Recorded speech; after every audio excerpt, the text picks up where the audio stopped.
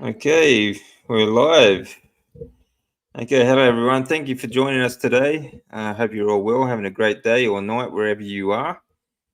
Okay, so today we are joined with Larry from the Carnivore Soldier. Okay, so we're going to talk about all things overcoming challenges.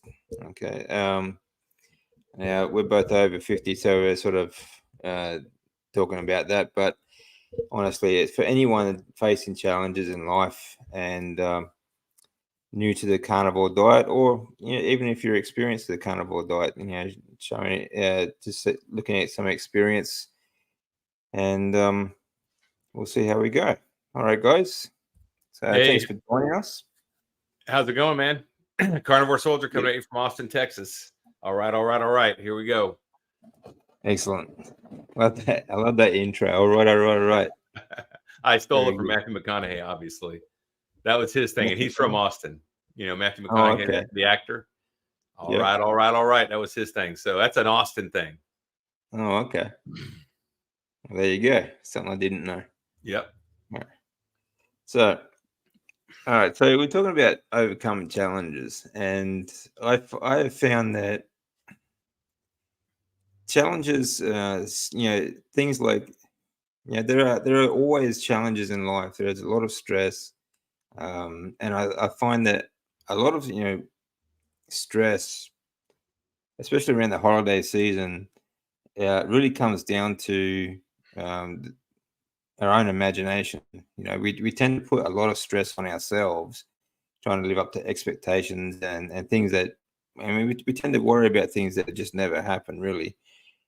Um, and I found that going through these sort of troubled times and stresses that we have in life seems to be a lot easier for me on the carnivore diet as well, because you get that brain fog sort of lift. You know, you start to think a bit clearer. You see things a little bit differently. Because you can just think a bit easier, I think. So Yeah, I yeah, agree. This has been the best, least. It's my first carnivore Christmas, and it's the yeah, least stressful one I've had. Um, Emotionally stable throughout the whole thing, enjoying it, grateful, uh, not feeling dips and ebbs and flows. And, it's just more constant, just, I call it carnivore zen. And yeah, it's been really peaceful for me. So I for sure, and then also saving money on food for these last 8 or 9, I guess 9 months now that I've been carnivore. I had extra money in the budget for Christmas gifts, so it was fun. I mean, it was nice. yeah. Yeah, that's another good thing too, isn't it? It does save you money. A lot of people will say, that's another thing people stress about too. They can't do the carnivore diet because it's so expensive. But honestly, like, I haven't, I'm on 2 MAD, so I'm on 2 meals a day. I'm saving money. I don't buy any supplements or of any kind. Like before, I'd be on protein powders and all sorts of things. Um, different vitamins and minerals, all that sort of stuff. But and of course, you're not buying fruit, veg, uh, or any other sort of carbohydrates. So I found it's been a big saving actually, and which obviously comes in handy for your holiday season, doesn't it? It Yeah, gives it you does. more. It also gives you more time. Yes. You know? Yeah, it You're not. simplifies everything in life. And then also, since you're not buying so much, you're also generating much less trash. My Yeah, trash generation is, I would say, about a quarter of it what it was on a weekly yeah, basis, at least, maybe less, depending on the yeah, week. yeah. Another good point, isn't it? It's like, sort of digressing a little bit, but they talk about the environmental impact of the carnivore diet. But without the ruminant animals, you've got no topsoil for a start. So that's it's something that always gives back to the land. Um, but getting rid of the waste as well. There's so much waste on the sad diet. Food that goes off, or the plastic that it comes in, the things like breads and pretty much all your fruit and veg, everything comes in a plastic bag. So your waste is far less now too, isn't it? Well, and then beyond that, so you're going to talk green stuff, right? Everything that's manufactured in a factory is manufactured from components that are manufactured in other factories.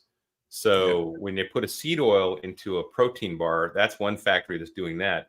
And then there's another factory that's refining the seed oils. It's making them it's a, basically an oil cracker, does a hydrocarbon cracker that does that. So it's a refinery. They're refining that, they're refining sugars, they're refining even the sugar substitutes, the Splenda. All these things are made in factories and then go to another factory. So all the energy put into that process is huge. And they don't even count that. They just count the cow drinking water, like whatever, right? And they don't count any of these other things. So you have to really look at the whole system. No one looks at whole systems. They just look at one thing. Oh, cows do this and these bars do this. And it's completely wrong. Now you have a manufacturer making the packaging. So the cardboard, the plastic that's going around them, whatever, all these different things. There's huge amounts of waste being done in creation of this food. And then beyond the creation of the food, throwing it away afterwards. You discard all that stuff they put in there.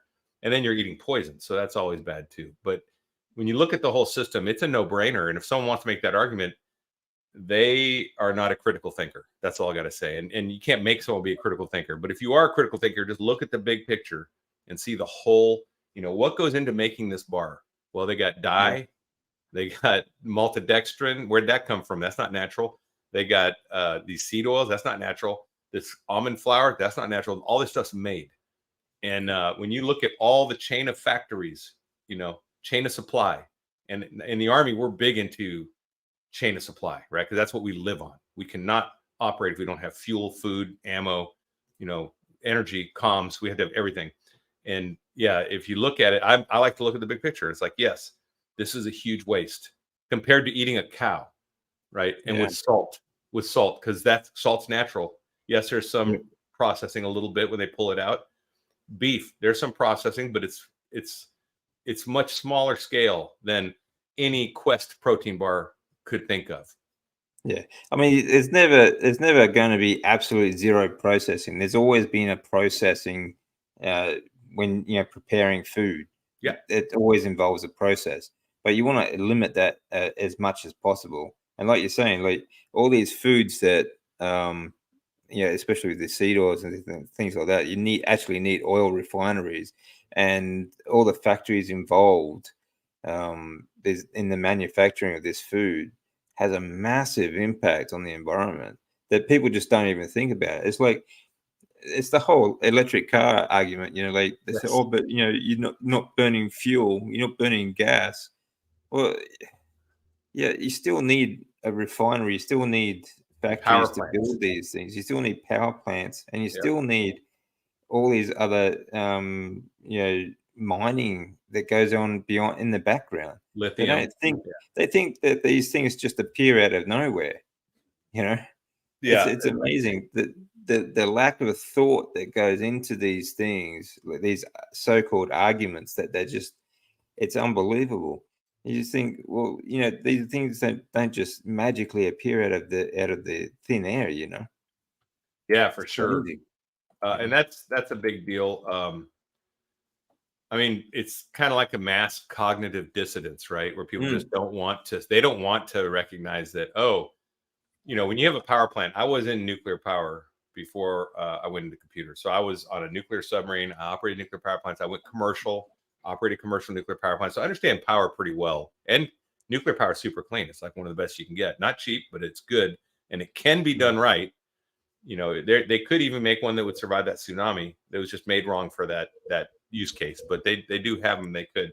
But the thing people don't realize is you have to have a power plant within 300 miles of the end user. That's like the distance you can go without power. So you're going to have to, if you're going to have cars with electric cars with, throughout all along the freeway with these charging stations, they're going to have to have power plants. And those power plants are going to burn gas or coal. That's what's going to happen. So, people can talk about, we'll just put windmills. Well, that's not enough. And wind does stop blowing. The sun goes down. There's a lot of things that are, there and you still cloudy need weeks happen. factories and everything to build the windmills and everything. So. Yeah, you still, and then and so I know we're off on a tangent, but I'm just saying that it is the whole.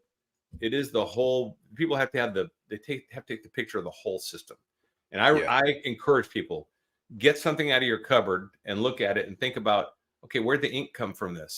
Where did this plastic come from? The people that made the actual bar didn't make the ink. They didn't make the plastic they wrap it in. They bought that from other people who are doing. So it's factories after factories after factories, layer after layer after layer, right? So that's exactly right. That's the way to approach things. And power is the same thing. Electric cars, same thing. You can do it with anything in our food system. But really, like we were talking about this earlier before we went live. Like Dr. Chafee said, and I'm a big supporter of this, is eat as close to natural as you can. So I know you're not going to go out and kill a deer or a boar like I've done and process it, which you could, or kill a rabbit.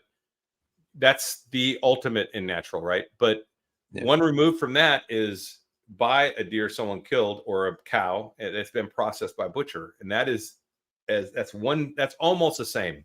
It really is. So if you can do that, that's great. The next step is grocery store, right? Which I do a lot of because it's convenient. So I just go to the grocery store. Sometimes I do buy in on a quarter cow or a half cow here in Texas, which I can do with other people. But on a weekly basis, it's grocery store or it's Costco, which is kind of like our grocery store warehouse.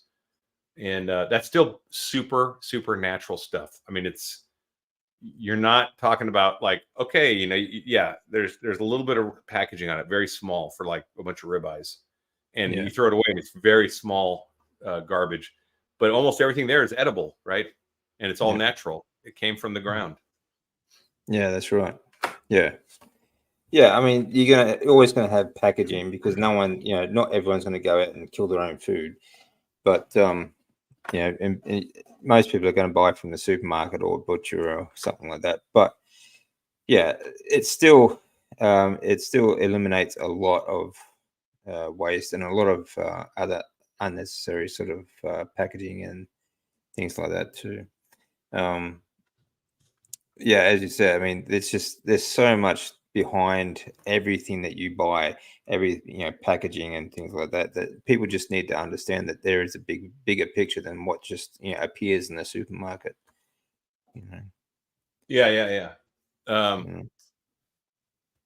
So do you want to talk about people overcoming troubles on this? Because I know we were just discussing before where people will get on our YouTube channels and post things they're having troubles with and strategies for overcoming.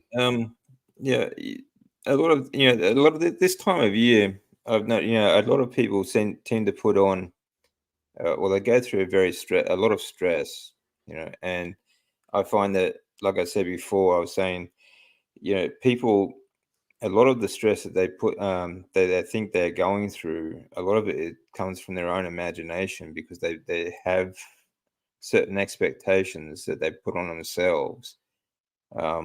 Especially around the holidays, they have to organize big family meals or gifts, presents, and everything like that. Everything, Christmas has to be perfect, and it's not always going to be like that.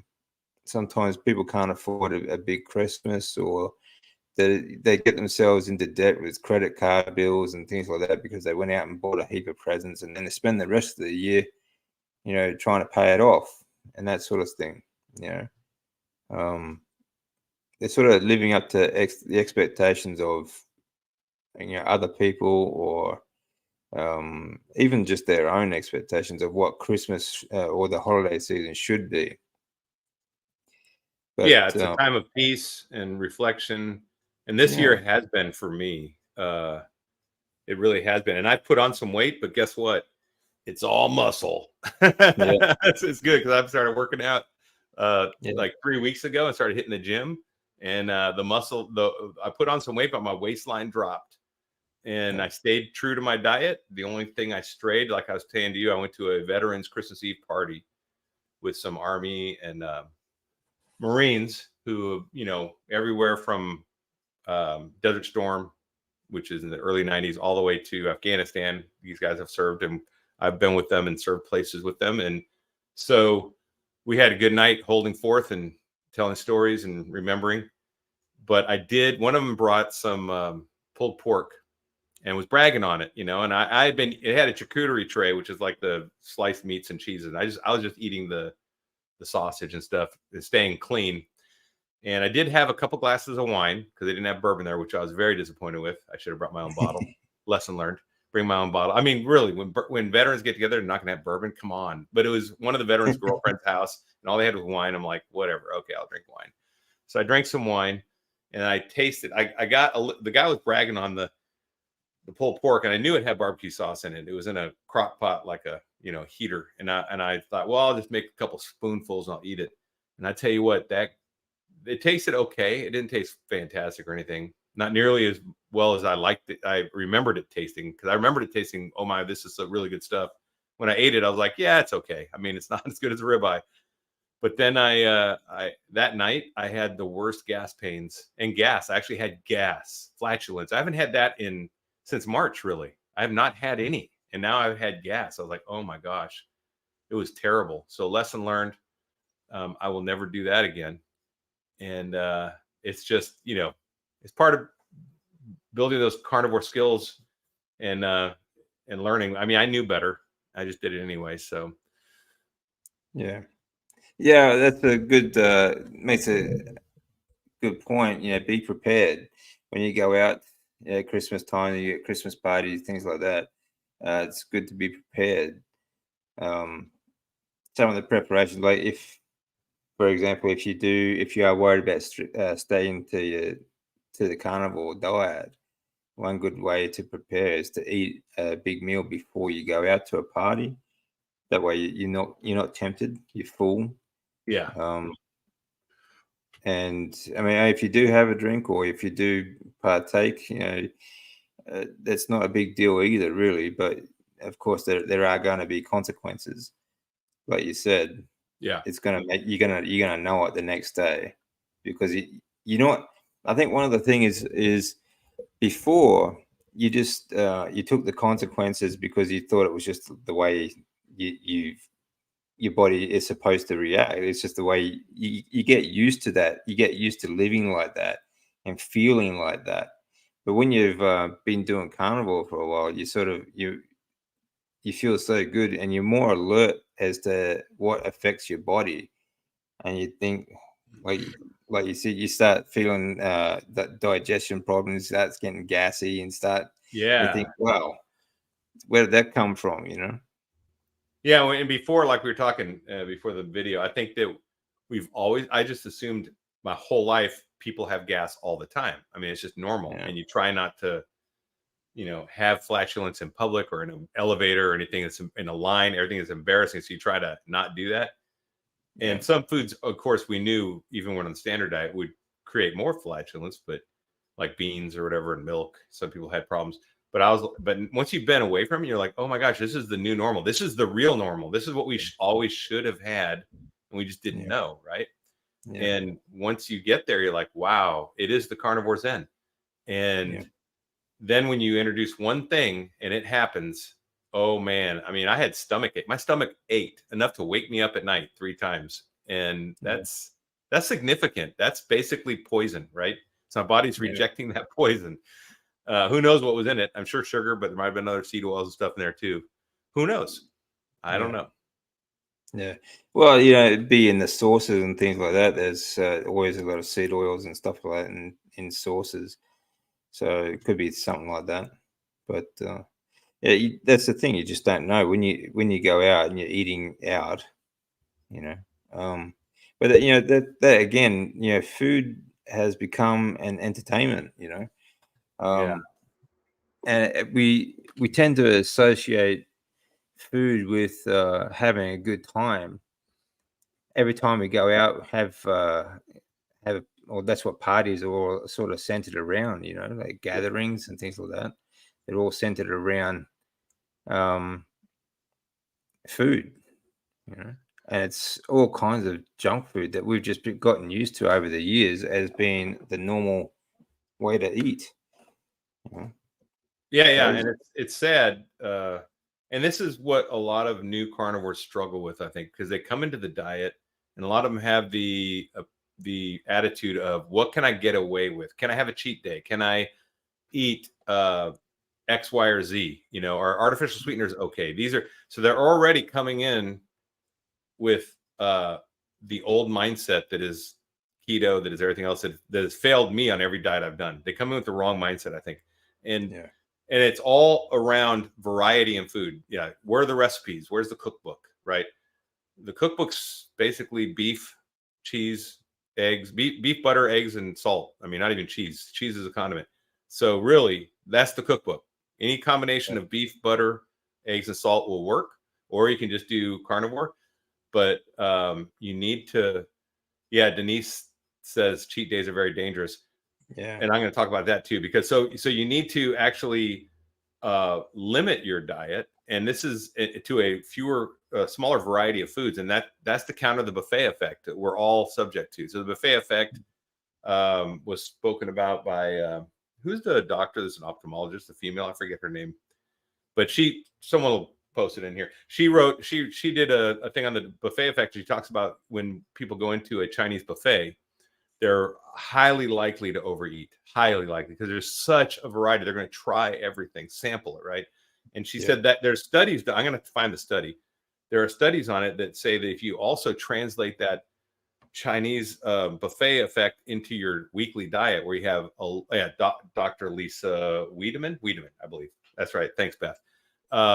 If you translate that over 2 weeks, you have all this variety, and you're highly likely to overeat. But she said, when you go down to when you go down to a small selection of foods, where you're just eating ribeye, ground beef, bacon, butter, eggs, and water and salt. That's all you eat in any combination. That's fine. You can do what you want. But when you do that, you will actually you'll start to eat the proper amount. I hate to say eat less. You're going to start learning, your hunger signals get fixed. And you start eating what your body really needs, and you can trust your body. That's what, like me right now, when I've introduced working out, I'm eating a lot more now while I'm working out, because my body needs the protein, it needs the fat, it needs that extra boost of more calories, because I'm building muscle, and muscle requires a lot of materials. I mean, that's just the way it is. So compared to what I was my first 8 months, when I wasn't lifting, 8.5 months, my diet slowly dwindled down to where I was just eating once or twice a day, maybe 1.5 pounds of ground beef and some butter and some salt. I wasn't eating a lot, but now I'm eating 1.5 pounds, 2 pounds a day, because I'm putting on muscle, right? But I didn't calculate all my protein per body weight. I'm just listening to my body, including when I'm working out. And I know I can trust my body. And that's something that we have to really, really work on. And the other thing is the cheat days. They're very dangerous. And this is one thing I like to say. Cheat days to me are planned failure. And I don't like to fail. And I especially don't like to plan to fail. In the Army, we never plan to fail. When we set a plan, we proceed as though success is inevitable. That's what we do. And that's the way I like to roll. And if you fall off, like I did the other night, I never planned to go there. Okay, I'm going to go there, and I'm going to cheat, and I'm going to eat some stuff. I did not have that in my plan. I fell off by eating that bad food and paid the price. That is different than me saying, on this day, I'm going to cheat. Because when you do that, it's like if someone asks you, well, why'd you fail? Well, it was in the calendar, right? I planned it. So that's a terrible idea. And if you look at it like, I've been such a good husband. I'm married. I've been such a good husband for 6 months. I deserve to cheat on my wife, right? Because it's a treat, because it'll be fun and I'll enjoy it. Well, listen, that's not a good, so don't ever plan cheat days. That's one thing I would say, never do. If you're gonna go to a party and, have a little, now that's not saying you go to your Christmas party and you want to have a little eggnog or something or whatever, go ahead. I mean, but that's not a planned cheat day, right? I don't like cheat days. If you're going to cheat a little bit on your meal, I don't like planning it anyway, but I think it's you'll get better outcomes if you don't do that. It's the best practice not to do it. Well, the way I look at it, you are planning to fail, but a cheat is the wrong way to look at it as well. Cheat is like not doing the work and getting the same result. You know, I look at it as setback. If you when I look at these foods that are used to eat, like part of the SAD diet, things that we used to like, I look at them as setback foods. They're not cheat foods, okay? Because they're not going to get you to your goal, and they're certainly not going to get you there any quicker. So what it is really it's a setback food. It's holding you back from achieving your goals, and that's what carnivore is all about. It's all about eliminating the foods that have been holding you back your whole life, and just staying with it and sticking with the food that's going to help you get to your goals that much quicker. Okay. Yeah. So just, it depends on how you look at things too. It's not a cheat. It's or a treat or a reward or anything like that. It's not a reward for being good for the last week. It's a setback. You've just, it's like moving 2 steps forward and taking 1 step back. So, that's something you want to try and avoid with, at all costs, really. And as Lauren said, like her cheat day turned into a full binge. That is pretty common, I think. I think it's pretty common. Yeah. So doing a cheat day is just a terrible idea. If you, because once you start on that food, you crave it. You start to crave it. Yeah. Physical, psychologically, yes. Yeah. That's and I bet it didn't taste as good. And I bet your stomach felt awful. I bet Lauren was not feeling good the day after, mentally, physically. I mean, all around. It's never worth it. So don't put yourself in that position. Yeah. For sure. And this is something else. So the carnivore community is big, and there's a lot of YouTube creators, content creators. And it's similar to being a veteran. Like if someone tells me they're a veteran, initially I'm like, okay, this is a veteran. I give them kind of a pass up to a point, but I still have to vet them. I have to make sure they're not some scumbag, because they're scumbags that serve in the military, right? And you can't trust them. So you just have to make sure that, just saying you're a veteran gets you a certain way, a certain part into the way, but then you still have to prove yourself. Same with carnivore. And I think there are some content creators that I don't really agree with. Paul Saladino, right? That's a big one that are really about making their YouTube channel big, I believe, and are giving bad advice. So just because someone says carnivore in their name tag and they're doing carnivore videos, I would recommend you always do this. You would look at their results and the consistency of their message, and you can bounce it off the doctors that are definitely trustworthy, Baker, Barry, Kiltz, and Chafee, and use those as like, here's my waypoints, and if this guy's aiming that direction, or this girl, then go ahead, follow them. And if you like their content. But some people, I see them, they've been on carnivore for years, they look terrible. It's like, really? I mean, are you doing the same thing I'm doing? Because that doesn't jive with me, right? And they talk about gaining weight on carnivore. I can't understand. But then you look at their eating, and it's lots of fried cheeses and all these things. It's like, yeah, that's a condiment. That's not food. You don't eat that. And they're eating the wrong thing. And so I would just say, vet your carnivore people on YouTube as well. Find ones that are getting results. I mean, I'm still getting results. I'm in the gym now, lifting and putting on strength and muscle like I'm in college again, which is exciting. And if I ever stop getting results and start going the other way, call me out, please. Say, man, you look like you're off the diet or something, because I probably am, because I don't think that you could really do this diet and not get results properly. Yeah, exactly. But there's always you're not going to agree with everyone on everything. There's always little tidbits of information that you can use, and I find that you always should gather as much information as you can, then experiment to see what works for you. Like, it's not one size fits all. Like if someone, like Larry said, he's started to eat up to 2 pounds of meat. He's 6'3", and how much do you weigh? 234 or 14.7 stone, I believe is what it is. I think I calculated the other day when I was on the British channel. So 14.7 Okay, yeah. stone or 234 pounds. Yeah, so, yeah, 234 pounds. So he's going to eat more than, someone who's, 160 pounds, for example. So you have to, even though you're on the carnivore diet and everything is a lot more simplified, you don't have to eat all day. You're not grazing like a damn cow. Um, you still have to work out what's best for you and what's going to work for you. It's not like I said, it's not one size fits all. And you might find that you even perform better on different sources as well, like different types of meat. Like for me, I prefer beef, but I also work on lamb, something nice and fatty. But my wife, she likes pork better. you know so you still have to play around with these things and work out what works best for you, how much fat is best for you, and that sort of stuff. The best sources for you as well. I love butter and I love beef fat.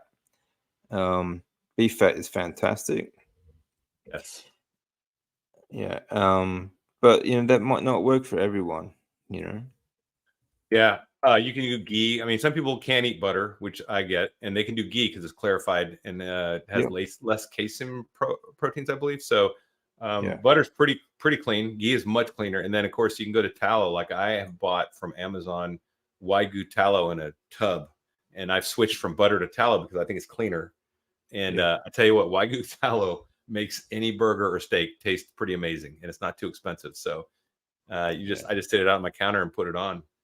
But yeah, so I'm just a big believer in leading by example. That's probably my military background, because like I'm not going to ask guys to scrub a toilet if I haven't scrubbed a toilet before. I'm not going to ask guys to dig a ditch if I haven't dug a ditch before. I mean, I've done it all, right? I've done all the ABCs. And same with carnivore. I'm not going to go out and tell someone, yeah, you should do this, and I haven't done it, or I'm not implementing. And I'll be straight up honest. Someone asks me, are you doing this? I'll tell them yes or no at the time, because I have done, like I have had coffee back into my diet, and then I took it back out when I got arthritis again. So I can share that experience. And then the other thing that's important is sharing that experience. When you do have a failure, share that experience and analyze it and find out what was your mindset going in, what were the conditions, how can I avoid this next time, plan around it so you don't fail like that over and over. Yeah. That's right. I don't ask anyone to do anything that I don't do myself either. It's something I've always stuck with while I was coaching, and even now, if I don't do it myself, I'm not going to expect anyone else to do it. It's interesting. I had Christmas cookies. I knew I would do it. I wanted to do it. I'm glad I did it, and that was then. This is now. There Yeah, you go. it's all good. I mean, if I mean, there are definitely plans that you can put into place if you don't want to, um, take in that sort of food while over the holidays, especially. But if you do as well, it's not a big deal really, as long as you limit it to that that day. Like, don't make it a week long binge or month long, or then sort of just forget about the carnivore after that. Just enjoy your time, enjoy your day, and then get back on the wagon the next day. It's not that big a deal really, but you will notice the difference. You will, I think, take it as a lesson, because you are going to feel the consequences the next day.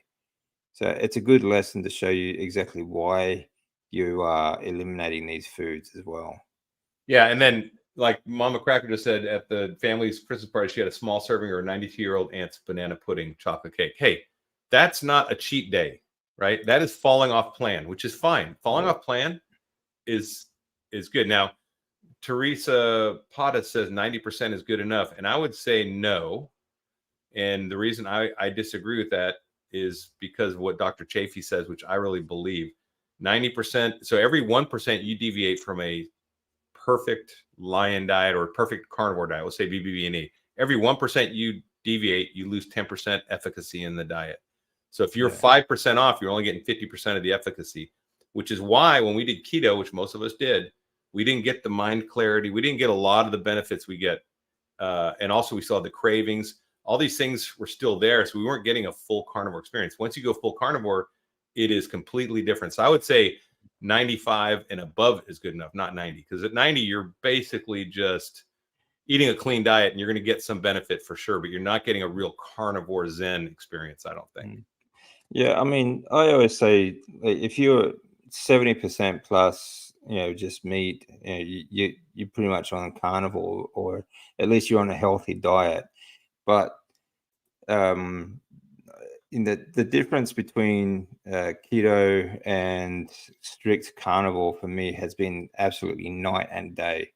It's been an absolutely massive difference. It's like being 90% there, but that extra 10% has been like an absolute world of difference. Yeah, and you won't realize that world of difference till you've done it. So you should really focus on, even if you've been carnivore for months and you've been doing 90% or 95%, do a challenge to yourself for 30 days to just do lion or BBB and E very strict for 1 month. And then you'll notice the changes when you start reintroducing things. The other thing is, once I went lion, I didn't ever want to reintroduce chicken. I never have. I didn't reintroduce pork really. I never, but I liked it before, and then I went lion, and now I don't really desire it. So your tastes change. If you've never done that, then you really haven't got the full carnivore experience, I don't think. So it's really good to try and to learn your body. Hey, Graham's here. Hey, buddy. Carnivore Transformer. Nice. It's really a good thing to do. Yeah. So anyway, the whole cheat thing. Yeah. Living your own experience. That's right. We're all having an experience. You have to, part of being a carnivore is honing your craft, learning your body, learning the carnivore diet, and trying different things. But like I said, it's a cheat day is different than so here's the deal. And also, if you are going to cheat, maybe consider cheating with keto. And I mean, real keto, whole food keto, not like Quest bars, right? So if you're going to cheat, maybe get a recipe for a keto cheesecake, right? With a little bit of sweetener. During Thanksgiving, I did have some cheat things. I had Dr. Kiltz's ice cream with sweetener. I made an eggnog one, so it actually had nutmeg in it. It had some, seasonings that are not carnivore, but for Thanksgiving, I did that. And then I made an eggnog, same thing, with eggs and heavy whipping cream and nutmeg and a little bit of bourbon in it. It was fantastic. But that's a cheat. But guess what? I mean, I was so little of a cheat. My stomach didn't even feel any issues, and I didn't get cravings. So I really think that, if you are going to plan cheats, maybe consider keto, whole food keto, as being good cheats, and don't do it a lot. Do it on special occasions. Yeah, I agree. I don't. That's why, I do not try and mimic junk food on the carnivore diet. I know a lot of people like to, have these different recipes like carnivore pizza and all these other, sort of things. I don't see the point. You're trying to avoid junk foods for a reason. Why overcomplicate it? Yeah, it's kind of like the vegans try to make all this food taste like meat. It's like, why? Yeah. If vegetables are so great, just make them vegetables and eat it. I mean, that's fantastic. Go do it. Eat bell pepper, whatever. I like meat. All that ultra processed heavy seed oil garbage. Oh yeah. So, and they think they're healthy. It's crazy, and they're virtue signaling. But that's another argument. That one. Yeah. Yeah. But it is an experiment. Doesn't matter. It doesn't really matter. How much advice or how much you see other people doing, or see how they're eating, how they get their results and things like that. You are still going to have to experiment with what works best for you. And for me, don't look at these foods as a cheat or a treat or a reward. They are setback foods, Yeah. Again, it's not the end of the world either if you have a day where you go to a Christmas party and indulge in a bit of cake and cookies and sweets and things like that. but just know what you are doing and think about, do it consciously. All right. If you are intentional in doing it, you know what you're eating, and the next day you will know the results. Yeah. And then if you go off the wagon like Lauren has here, you're going to get physiological cravings again, Yeah. which are really bad. I mean, psychological is bad enough. You've got that too. You get your emotional snacking, you get your psychological, but then you get the physiological, actual physical craving of sugar because you went off. Yeah. So, it's tough. It's hard. There's no one that said this diet is easy. It's simple. Simple is different than easy, right? It's hard at first. Now it does get easy as long as you stay pure and stay on it. Once you get into it, it gets really easy. It becomes one of the easiest things I've ever done, which is why it's the only sustainable diet I've ever had or even heard of that's real. I mean, veganism is not sustainable. We know that. People's health issues pile up. They're always hungry. I know vegans I've talked to always hungry, right? It's crazy to think that I have a diet that I can eat all the food I want and I'm not hungry very often, but when I do, I just get to eat, and then my body's just responding like it was in college at the gym, and it's like, it's crazy. And I tell you, this is what I was talking to you about today too, Dave. I mean, I'm 57, right? I'm in there lifting, and I'm outperforming a lot of these young guys, and I'm think I'm looking better than a lot of them too in the gym. I'm like, man, and I just feel like if I could just talk to them and tell them, hey, if you tried to change your diet, you might get some awesome results. You'd be blowing me away or whatever. And I feel like it's almost like going to the grocery store and looking in carts, but I'm at the gym and I'm looking at people putting all this effort in and doing all the right things in the gym. They are putting real effort in, and they're getting terrible results. And I'm like, man, give me 4 weeks and listen to me, and you will not believe what will happen in the gym. You're already here. So let's make, so anyway, it's crazy. This is a crazy way to eat, and it's so obvious that it is the way we were designed to be. It really is. People just they just don't know. They think they're doing the right thing. They're going to the gym. They're exercising. And even if they think they are eating right these days, like, they stick to the dietary guidelines, and all these so-called health foods and supplements that they take in that are full of seed oils, and they wonder why they can't lose weight, they can't get lean, or they just keep getting fatter, or they're working hard, and all these artificial flavorings and seed oils that they get in these supplements that I don't even call them supplements anymore, because they don't supplement your diet. They make it worse. It's crazy. I was like you, man. When I used to hit the gym when I was young, in my 20s and 30s, and I hit the gym, I was taking every kind of supplement I could think of. I was like, man, I need some more of these amino acids. I need some more protein. I need this. I need that. I need creatine. I was monohydrate, and I was doing all these things. And now I'm getting way better results 20, 30 years later, eating just meat with fat and no supplements. And that's what blows me away. My workouts, like, I would get pretty amazing workouts when I was taking all that stuff, creatine, L-arginine, or whatever, all the, aminos, proteins. I would get trying to eat clean protein. And guess what? That stuff is super expensive, not cheap at all. And I was dumping tons of money in there and getting good results, but I'm getting better results now just eating meat and fat. And I didn't expect that. Okay, I can be honest. I figured I'd go back in and get moderate results. But after the first week, I was like, holy cow, this is amazing. And I can't understand why there's not more professional athletes doing this, because they would become beast mode in real life. I mean, if you could get a running back, or, like I like to say, if you get a platoon of soldiers to do this, they would be amazing. And we got a question at 1:48 from Carnivore Hoosier. 1:48 my time. So add 5 or whatever, or add 40 years, I guess. There you go. Okay, there we go.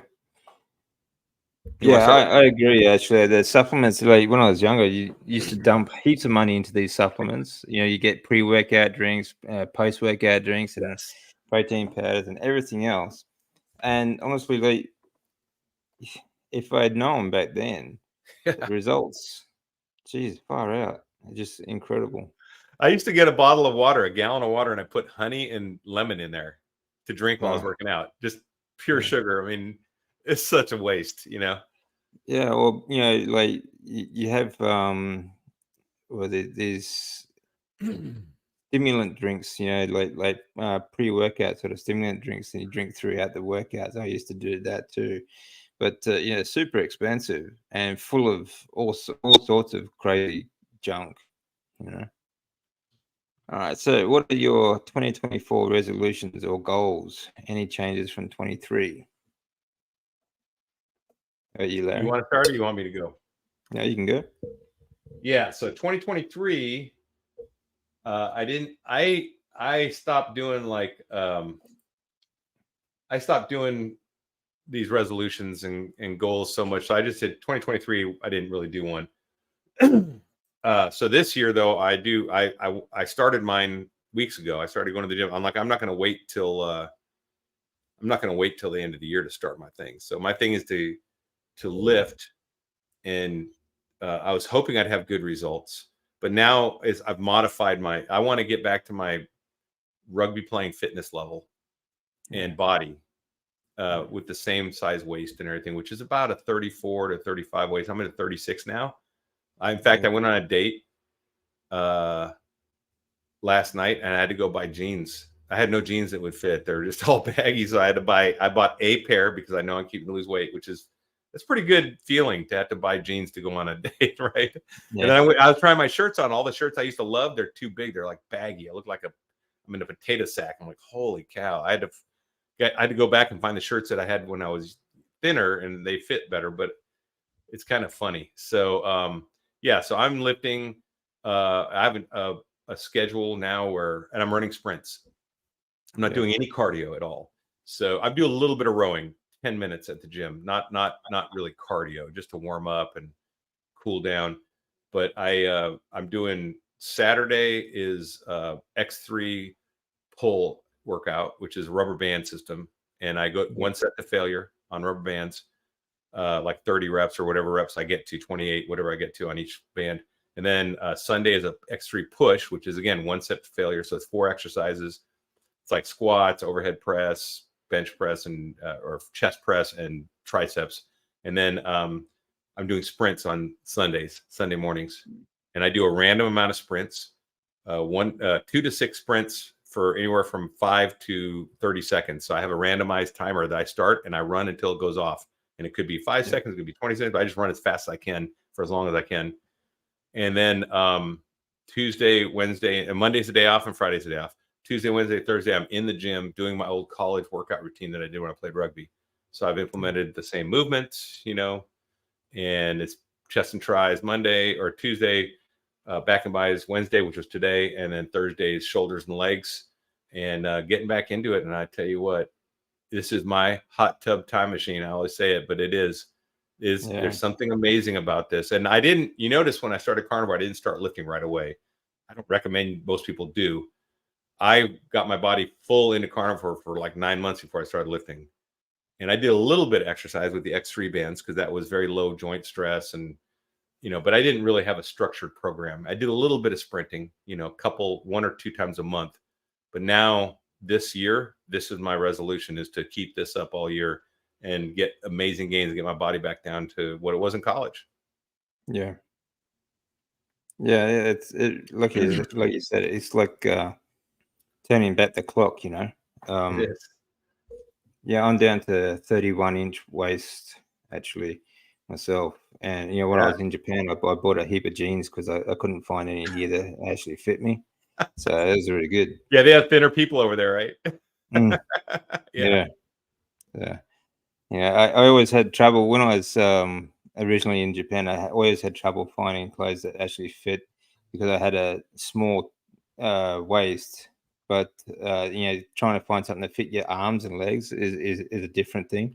Yeah. But at the moment, the fashion is like a small waist but really baggy legs, so it fits perfectly. So it looks like a normal pair of jeans. But here, if I buy a 31-inch waist. Like they're all those skinny leg sort of jeans. Oh, That I you just, hate those taper. yeah, I hate those things that can't fit a decent leg in. So yeah, the difference has been huge.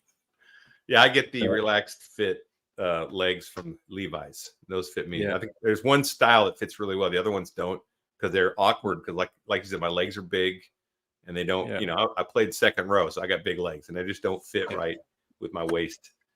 And yeah, if I get ones that fit my legs, then it's really loose on my waist. Like I could step into them without even buttoning them, and you know, yeah. I was the same. Yeah, they're not made the same. Hey, we got yeah, another that's right. question. Oh wait, we got what's this? Zero supplements here. Oh, cool, great. Primal Timeline. What's up, Pete? Can't wait to Yeah, see hey, your Pete. launch, brother. And if you want me to, Yeah, or if you looking want me to forward be to on that. your videos, let me know. I'll jump on anytime you want. We'll figure it out. Yeah, Pete's got the There's- Primal Timeline. Definitely check it out. Oh, here's a yeah. good Everyone question. should check that out. Actually, he's got a great channel. It's a great Okay, so question. yep. I think that what we can do is we content creators can keep pushing the message out, pushing out experiences, sharing real experiences, sharing real, information, interviewing people that are interesting, interviewing success stories, finding out how people are failing and sharing that information like cheats, right? This is really good for Lauren to share and share our successes and our failures. Be actually authentic when you share, and people will appreciate that and they'll respond to it. And then the other thing is for the community is not just the people making videos. The community is you who are watching, who are not content creators like Richard Williams and these guys that are always there showing up, posting comments, viewing videos. These are things you can do to get that video out because something has to drive this algorithm. You're here because someone told you about it or because you saw a video. And that video you saw, if you saw it, it was not an accident. Someone else had liked, subscribed, and watched that video and either shared it or it just went, hit the algorithm and got served up to you. So you need to get in the fight if you're not a content creator and definitely like and subscribe, watch YouTube creators, and actually, cheer them on because it's a lot of work. It's hard. It's not always fun. And it doesn't really pay, even if you're monetized. It's not real money. Okay. It's like some groceries for a week or two, right? I mean, but it basically pays for your subscription. So there's a lot of subscriptions you have to run, like this StreamYard that we're doing, and all these different. You have all these subscriptions you have to pay for to in order to provide content that's good quality. So you need to be in this, and then you need to share it because the algorithm is biased against carnivore. We know because the World Health Organization recently revealed that it's considered not mainstream, doesn't agree with their dietary guidelines. So you need to actually share this out to social media. So if you can share it to Instagram, if you can share it to WhatsApp, if you can share videos that you liked to Facebook, do it. And the more you do it, the better. Yeah, That's all I got on that. yeah. No, that's exactly right. Yeah, just even if you don't want to make a video, that's fine. At least try and support the channels because, like Larry said, that you don't get any money out of this really. It's you pay a lot in subscriptions every month for things like StreamYard and creating things like Canva and other things as well. Thumbnails and all these sort of things they do add up. So if you can help out by liking, sharing, subscribing, and that sort of thing, that really helps get the message out. And that's the only way we can change. We can make a big change by getting the message out and showing people that this works, that this is the proper human diet, and try and get as many people into a healthy state of being as possible is the goal. My goal for the year is to try and help people realize their independence and their health again, so they can get off things like medications and just realize that there is a better way to live. They don't have to be sick. They don't have to be in pain. And this, food is thy medicine. Not the pharmaceuticals. Yeah. Vitamin steak. I Yeah, vitamin beef. That's what I'm eating. And I yeah, eat a that's lot of right. Yeah, Yeah, I think helping sick people is huge. And, because this is the first time in my life where I have a tool that is super highly effective. And if you're a Homo sapien, it will work for you. So if you're not a Homo sapien, sorry, but if you are, this will work. You just have to find what in the carnivore diet you can eat, and you have to learn that. But I do want to, I want to help sick people as well. I'm, of course, my leaning is towards veteran and first responders, but it's really for everyone. I just know that veterans and first responders are usually silently suffering because we're a warrior class, right?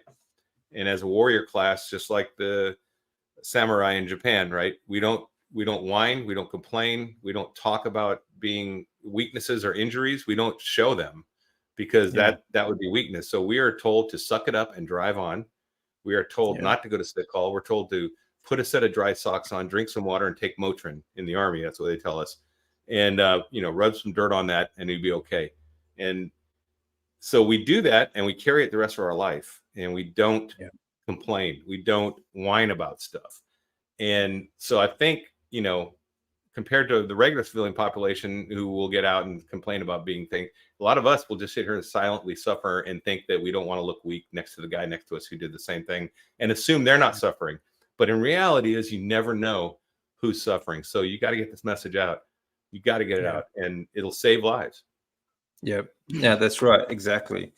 We all go through struggles. The thing is, we can't feel what other people are feeling either, and like I said, I want to get as many people off medications as possible. A lot of the stress, like I was talking about before, that we do put on ourselves, a lot of it, 80% of it comes from our own imagination, or things that we think might happen if we do this or don't do that, and things like that. But being on the SAD diet and being on medications like antidepressants and things like that, you really just cannot think clearly, Right. which makes it more difficult, which makes it a lot harder to see a way out. Like quite often people feel trapped. They feel trapped in the situation that they are in, be it from outside sources, forces, or even just situations that we create for ourselves, which happens more often than not. But when you're on the SAD diet, even if you think you're eating healthy enough, you're taking medications, especially things like antidepressants, you really just can't think clearly. You can't. It's really difficult for people to understand that the situation that they're in right now, they're not alone, and there are other people that are feeling the same way. But there is a way out as well, and it's really hard to see sometimes. Whether first responders, I always have a bit of a I feel a little bit. Well, I'm very grateful for the job they do for a start, because when I went through the tsunami and that in Japan, we were doing the cleanup. I was working alongside first responders, and a lot of these people, we're searching for people, searching for bodies, basically, and a lot of them lost their family, but they're still out there trying to help other people. They're people that lost everything themselves, out there helping others, trying to find family members and whatnot, and help clean up at the same time. They go through a lot. It's a lot of stress, a lot of emotional sort of upheaval in situations like that they just have to sort of suck it up and get on with their job. And later on, it just gets too much, and they think that the situation that they're in it gets too much for a lot of people, So it if I can help people, see that things do get better, things do feel better, and things you just can't think properly on the sad diet. So I think that this is getting people onto carnivore can really do a lot to save lives, not only from disease, but also from um, depression, Yeah, for sure. anxiety. Mm, Yeah, it's a game changer. it really And is. talking about from someone over 50, right? Yeah. Because at this point, when you're in your 50s, I'm 57, right? So I was 56 when I found it. At 56, I had basically become kind of hopeless as far as hope being like for my future. I just thought, well, I'm just going to gradually decay here and get worse and worse shape. And hopefully I won't die of cancer. And hopefully I won't get Alzheimer's like my mom did and die. And hopefully this and hopefully that. And hopefully I'll be all around to see my son get, graduate from college and or get married. And maybe if I'm super lucky, I'll actually be there when my grandchild is born, when he has a family. Now I'm like planning for the future. I'm like completely 180, I'm not along for the ride. I'm in control. And it's super empowering because not just your diet, but everything in life is under your control in this. And it's the mindset, it's the mind fog lifting, it's motivation. I couldn't get off my dang couch. I couldn't get motivated to do anything like I used to. Even doing dishes, they would pile up, and doing laundry, I just couldn't get motivated. Now I get up and I do stuff in the morning. I'm motivated to do that. I like it. I like weeding. I weeded my backyard and had fun listening to music with my dog the other day, and just enjoyed it, man. And that's the difference. So this is, especially for people in their 50s, because I think that's why we have so many people in their 50s coming to this, because they've hit that wall of hopelessness, right? Now, people in their 30s and 20s don't see it yet. And because they're still planning that next house, that next promotion, the family, they're planning it out. And they may be having a little rough time managing their weight, but they don't correlate it to anything. But when you hit the wall, I think in the 50s, or if you've hit the wall from the military with PTSD and other things, you could be younger when it happens, but definitely by the time you're in your 50s, that's when people start really noticing, and they start looking for answers because they realize all the answers they've gotten are BS. They have not gotten real answers. There's no answer I received that was the correct answer. And this one really was. This was the one thing that was true. Yeah, exactly. They're not, when they're concerned, well, they're busy, worrying about, the paycheck and, where we're going to live and buying a house, paying the mortgage, all that sort of stuff. The diet is usually the last thing they think about. They're just, they're stuck in, calories in, calories out. That's all that matters, sort of thing. So it doesn't really matter, just eat anything, that sort of garbage. But that's the thing. We've all been distracted with things like that too. These distractions, you tend to you focus on something and you lose focus on something else. And sadly, usually it's the diet. Yeah, and then again, we're marketed in Western civilization that eating is an entertainment value. So much so that I interviewed like Nia the other day, and she was from the restaurant industry. I worked in the restaurant industry off and on in college and such. So I know it's all about the experience, and they market it. Every commercial you see, when you see a commercial about going somewhere, what's always on there? The dining experience every time. There might be a beach, but there's always going to be dining out. There's always going to be some kind of experience, right? Now I'm good with that. You want to go watch a jazz band and have an experience and have a drink or something, that's cool. But every dining doesn't need, every time you eat doesn't need to be an experience, right? It's really a biological function. Learn to eat and listen to your body, and then now you can go watch the jazz band and just have a drink or just drink water. I go to movies, I drink water now. It was so alien to me to go into a movie and not have a popcorn and a large Diet Coke. That I felt naked when I first started doing it. Now I feel totally comfortable. And I went and watched that Godzilla -1, by the way, amazing movie. If you guys get a chance to watch it, or Zero or whatever, Godzilla. It's a new Godzilla movie. It's not a monster movie. It's really a love story. It's really good. I went and watched that and with my son, and we both had water, and he's carnivore too.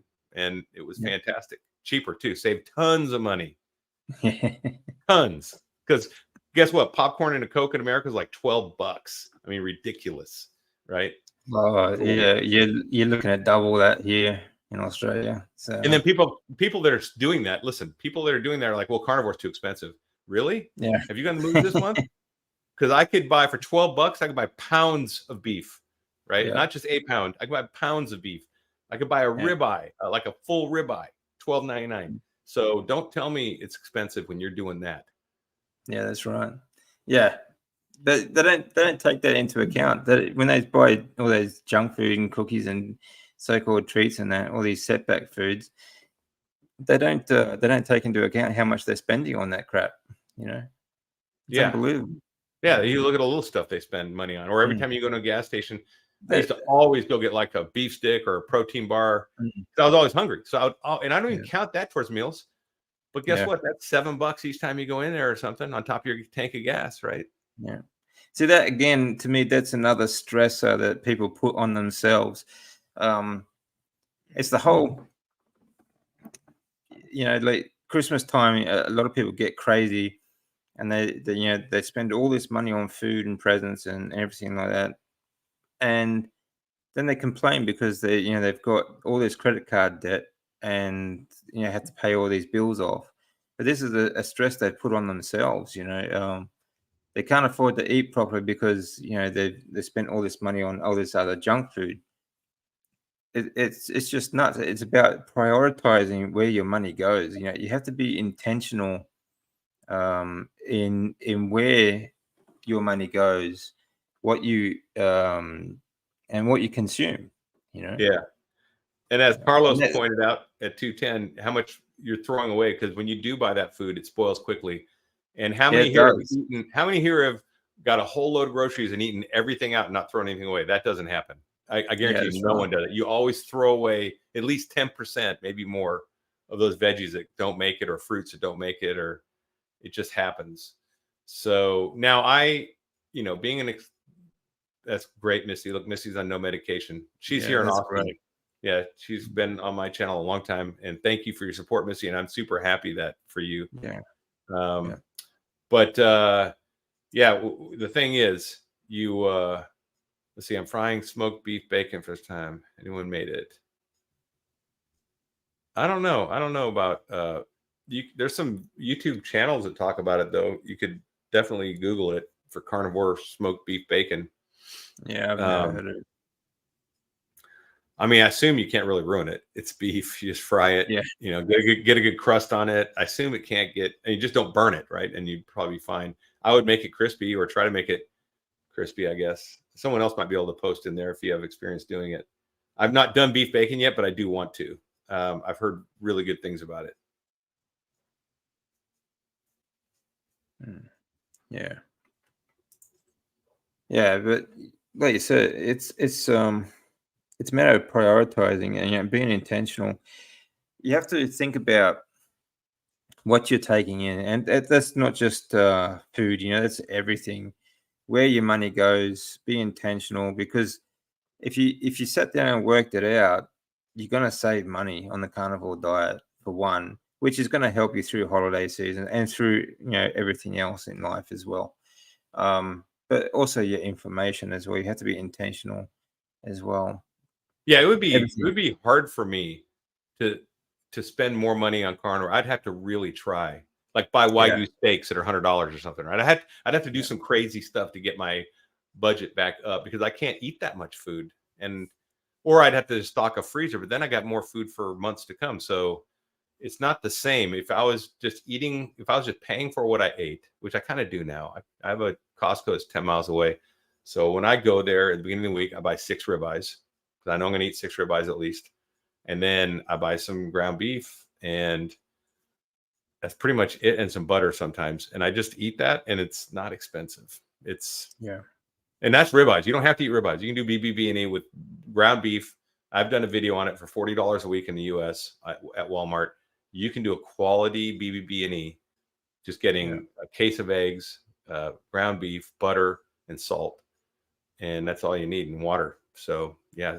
And then for water, because I didn't want to keep drinking out of plastic bottles, I bought an reverse osmosis machine and put it under, or it's like a filter system, put it under my counter with a separate tap. And I think I paid like $180 for it. And it lasts for 6 months to a year. All the water I want, up to 50 gallons a day. And it's totally pure. It's super good. Yeah. So I recommend that's another way you can save a lot of money, right? And then when I do the filter change, I don't have to buy a new system. I just change filters. It'll cost like $60 for another year. So $60 for a year's worth of water. How much money are you going to save on that, right? Yeah. So I'm not drinking Coke or any of that junk. I used to drink Diet Coke. I used to buy Diet Coke. I used to buy all kinds of stuff. Don't do any of that anymore. Yeah. Yeah, I was the same when I was, especially my 20s, actually, I used to drink a lot of Diet Coke. Used to keep me awake at night. So like I was going to college and, through the day and working at night sort of thing. So it was, Diet Coke would keep me awake. But geez, that stuff is just rancid, So, yeah. But yeah, once you start prioritizing and being intentional where your money goes, you start to see just how much money you can actually save, and like, food should not be so complicated. This is what I keep saying to people: food is, eating is the next basic instinct to breathing. So it really should not be so complicated. And then something I brought up in the Christmas Eve UK stream that I had with all these guys is, we had this artificial societal construct of 3 meals a day, right? Which is really a marketing thing to sell their grains and wheats and plants. And if you look back evolutionarily, or the way we're designed, or just ancestrally, we don't have to say evolution. If you're a Christian, don't believe in evolution, fine. I'm a Christian, but ancestral diets, right? You look at the Inuit and you look at the Maasai, they don't eat 3 meals a day ever. No. What they do is they make a kill, or they catch a seal or a fish and they eat it until they're full, or until they run out of food, one or the other. And then they may store a little bit if the Inuit it's Arctic, so they can store some frozen. But then they may or may not eat for a day or two, or they may eat the next day. You never know, but they're not eating 3 meals a day. They're not getting up, having grains for breakfast, having fruit, having all this stuff. They eat ancestrally, and ancestral eating is eating when food's available and eating to satiety, or, just like lions do. If a pride of lion makes a kill in Africa, the lions all eat until they're done. Then they leave and there's still meat there. And then the jackals will come in, the hyenas, and they'll eat some, and all these little other things will eat what's left. But they may not get a kill the next day. They may be 2 or 3 days till the next kill. So I think we need to not think, breakfast, lunch, and dinner are such a hard thing. I don't ever do that anymore. I might get up. Today I ate around 10. Yesterday I ate around 1. That's just when I got hungry. So you have to learn to listen to your hunger signals, and just eat when you're hungry, and eat till you're satiated, and eat fatty meats. Yeah, that's right. I mean, we've all grown up with this construct of, breakfast is the most important meal of the day. Whether you're hungry or not. And usually you are. Like if you're on the SAD diet, you are going to be hungry in the morning anyway. Because you're just not getting the satisfaction, you're not getting the nutrients that your body needs. And that's the thing. There's something I like to remind people too, is if you are thinking about calories, you could eat 10,000 calories a day and still not get the nutrients you need to survive. You still starve to death. It's crazy.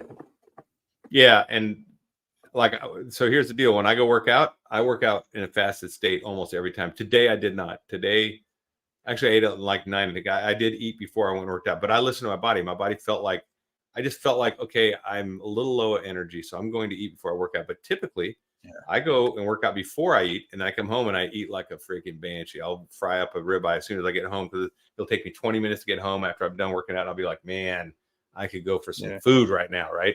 But today I ate a couple of burger patties and then lifted with tallow on them. Went and lifted, had a fantastic lift, got a great pump, and then came back, and now I'm not hungry, so I'm not going to eat. I'm not going to eat lunch because it's lunchtime. It's funny they have names for it even. It's noon, Yeah. right? It's not lunchtime. Yeah, It's noon. that's right. So I probably Yeah, it's won't the eat middle till of the day. 3 or 4, and I'll eat again. Yeah. Yeah. No, that's right. I'm the same. Like if I get up not hungry, I'll just do a fasted workout. It doesn't worry me at all. If I'm not hungry afterwards, I won't eat until I do get hungry. That's good. So thanks, George. What do you say, Ziggy living in? Because our YouTube mates, your sense of Nice. humor is amazing. Thanks, mate. I appreciate that.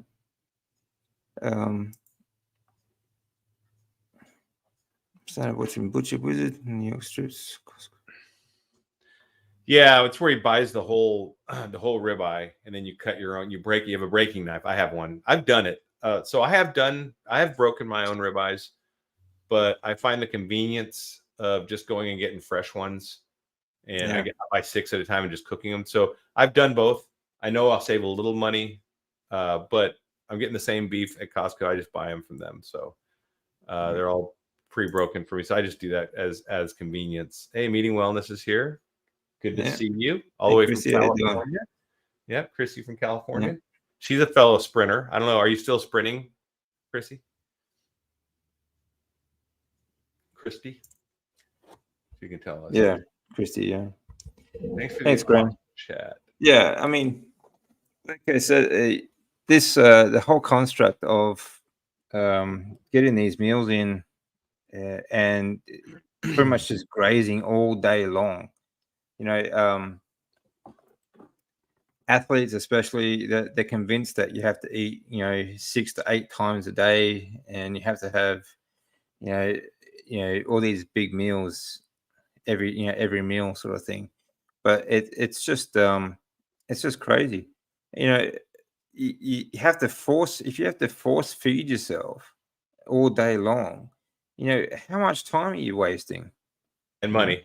And money. And it money. Costs a lot to do. Yeah, that costs a lot of money. I was just talking about this before we went live, right? Where my son is running cross country and playing soccer, and the coach hands out on both those teams, hands out bags with oranges and granola bars, which are full of sugar and stuff, before the race. And all these kids are carbing up, and my son's just drinking water and sitting back, and he's passing a lot of these guys, and I think, he's getting PRs every race. He shaved 3 minutes off his 3-mile time from 24 to 21 minutes.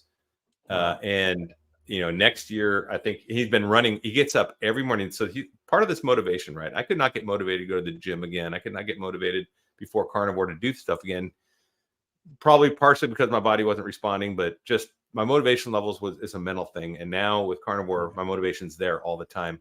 His motivation is too, I can tell, because he gets up and gets to school at 7 a.m. and runs for an hour before class starts at 8:20 every day, except for Friday. He goes Monday, Tuesday, Wednesday, Thursday. He gets there and just runs. And I'm like, man, that's amazing, because I didn't have that drive when I was his age. I did not. At 14, I didn't have it. And the fact that he's out there doing that, it's all, the coach is there. He opens a track for him for anyone that wants to run, and he goes and does it on his own. He's asked me, like, Dad, will you wake me up early? I want to go run. I'm like, yeah, I'll wake you up early. So that's pretty great. Yeah, that's a great thing.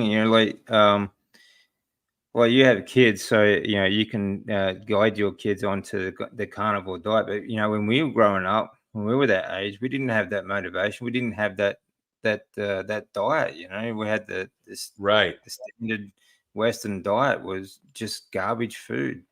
And you feel like crap, really. I remember when my teenage years, school years, I felt like crap most of the days. I never felt healthy.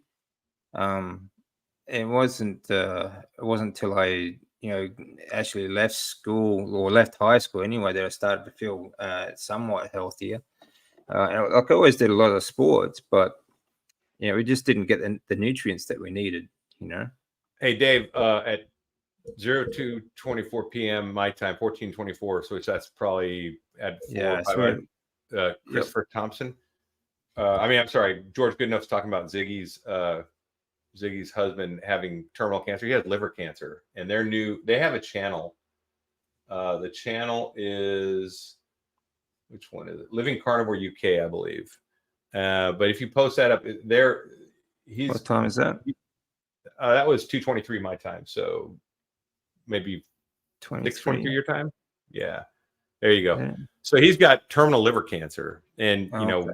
you're the guy to talk to about cancer for sure because you know the ins and outs. But you know, obviously, you know, glutamine and glucose are feeding that cancer, and Okay.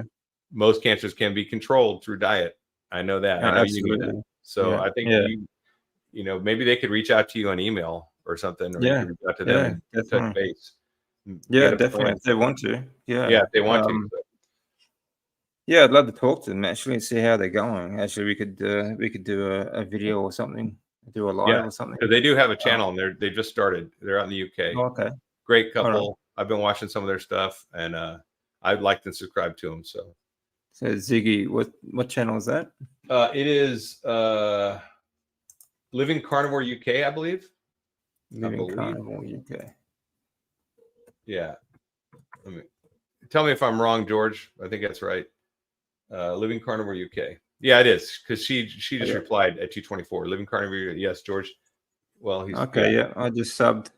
Okay, yeah. So if you're all out there, Ziggy, go ahead and reach out to double cancer survivor. With how long did they tell you had to live the first time? 2 to 3 months at the outside. 2 to 3 months at the out time. And how long ago was that? That was 2012. There January. you go. 10 years almost. So yeah, January 2012.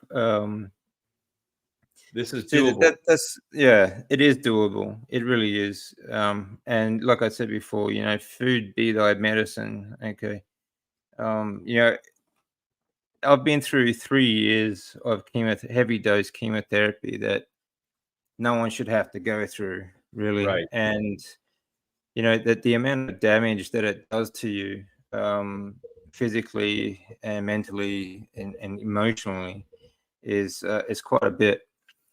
You know, radiating or you know, going through chemotherapy just fries your brain. You know, it really does, and it takes a long time to recover. But the only way to recover has been animal fats. If you recover, because you're not going to recover on a standard American diet completely. I know people that haven't. And I got to tell you, Steve, this is something else about the mental health thing, right? How many of you out there before you found, well, you may still feel this. I lived in fear of getting cancer. I lived in fear of getting Alzheimer's. I don't fear that anymore. I don't, because I know it's probably not as likely to happen because I'm not metabolically, you know, diseased. I don't have damaged mitochondria. So it's much less chance I will get cancer. There's still a chance, but much less. And the other thing is, if I do get it, I have a plan. I know what will work, right? I already have people that have done it, that have beat the odds. So, man, well, I think that mental thing coming off right there, that's a huge mental lift. Yeah. For over 50, right? I'm addressing people over their 50s. Yeah. So. Well, that's a big stress to take off, you know. And like, you know, I spent so many years just living blood test to blood test because, you know, follicular lymphoma is a recurring type of cancer that they tell you will eventually come back. And it did, like, you know, in 2-year period, even while on treatment, it came back. And, you know, so on the standard diet, yeah, if I had stuck to that, yeah, I would have been dead years ago. I probably wouldn't have made it through the treatment actually, without animal fats.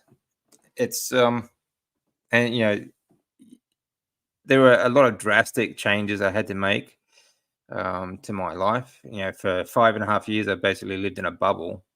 You know, and you know, it's just stuck in bed. So there were a lot of drastic changes I made, but you know, you do not get the nutrients. I sort of harp on about the lymphatic system being so important, but it really is. You know, you have to get the only way to get nutrients into your body is to eat animal fats and proteins for your lymphatic system to get all the nutrients around your body. And the fact is, everything, the reason the seed oils are in everything, I mean, absolutely everything, is because they're trying to poison us through our lymphatics. Okay. That's where you absorb all our fat soluble and water soluble vitamins and minerals and nutrients, everything that their body needs. So, if getting that sorted out is the step one. I think there's a couple reasons. I don't think, all the food manufacturers are necessarily trying to poison us. Some are, and at some level that discussion happens, I guarantee you, with the FDA and the drugs. But I do think, they are shelf stable. Like that one doctor has a Twinkie that's 10 years old that he bought, and he still has it. And he shows it looks brand new. You would be hard pressed to say that was not a brand new Twinkie, because the shelf stability unfortunately requires those seed oils to do that, because it's not natural, obviously. So I think that, the average food manufacturer probably has bought into the lie that everyone else has, and are just doing what they're told is healthy.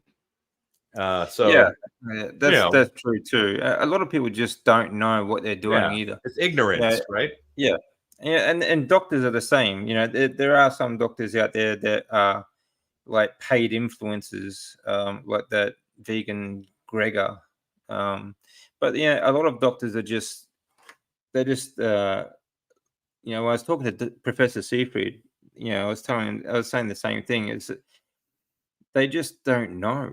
They're not educated in nutrition, and the little information that they do have on nutrition is completely wrong. It's a lie. It's their education system. The people behind that, okay, it's they're trying to get rid of people, but generally speaking, doctors and they're not trying to harm anyone, but the fact is their education is wrong. And I was the same. I went. I was sports science. At college, and the nutrition, it was wrong. It was all the dietary guidelines that everyone follows. They've been miseducated. How about that? No different.